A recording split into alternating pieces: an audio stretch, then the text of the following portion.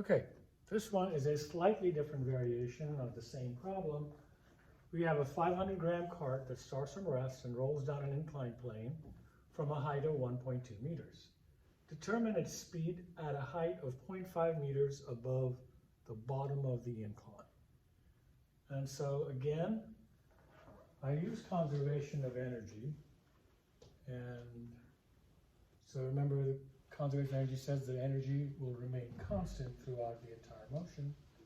And so if I work on this, I know that my initial energy must equal my final energy. Okay, that's my premise for starting up.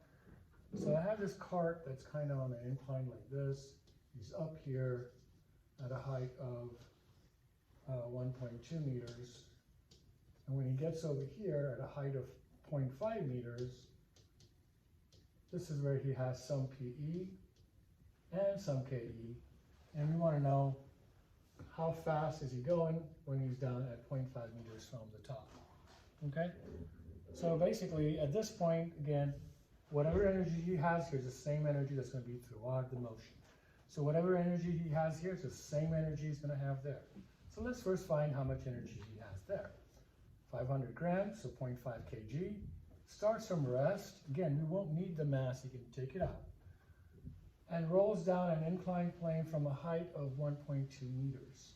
So it was at rest, so obviously there's no kinetic energy at first, it's just mgh1, I'll call that height 1, is equal to mgh2, which is the second height, plus 1/2 mv squared.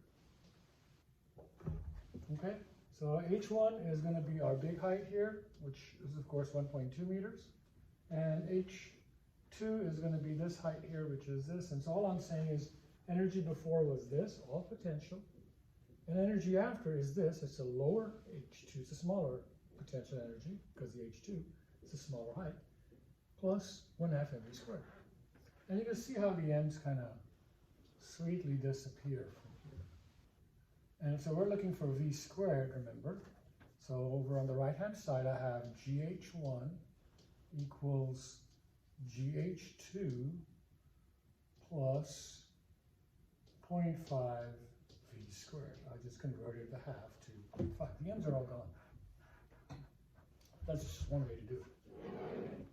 I can subtract the gh here, so I have gh1 minus gh2 equals 0.5 v squared. Well, I can plug everything in now. That's 9.8 times 1.2 minus 9.8 times 0.5, and that should equal to 0.5 v squared. Okay, running out of space here, I'll go ahead and erase some stuff from up here.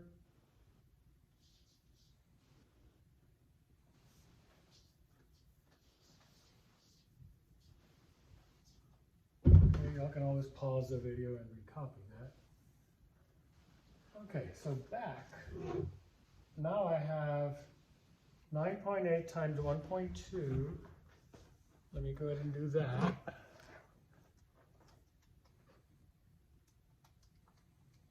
It's 11.76.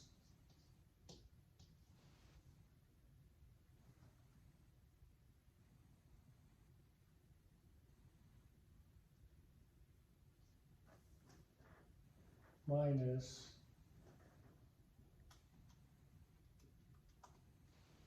4.9 is equal to 0.5 squared. Let's subtract those two. 11.76 minus 4.9, and that's 6.86 is equal to 0.5 v squared. I'll divide both sides by 0.5, and I guess I'll go into this little corner here. So divide that by 0.5, that would just double it. So 13.72 equals v squared. So v is going to be the square root of 13.72, which is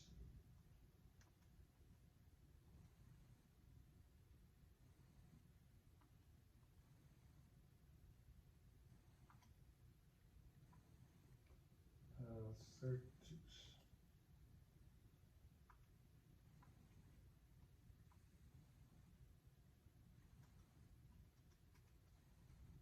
And that's 3.7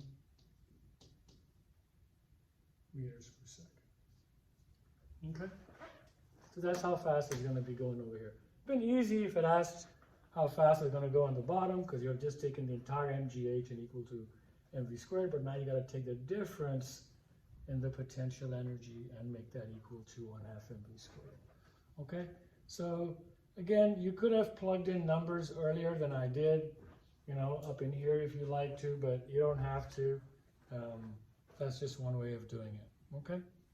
I'll see you next question.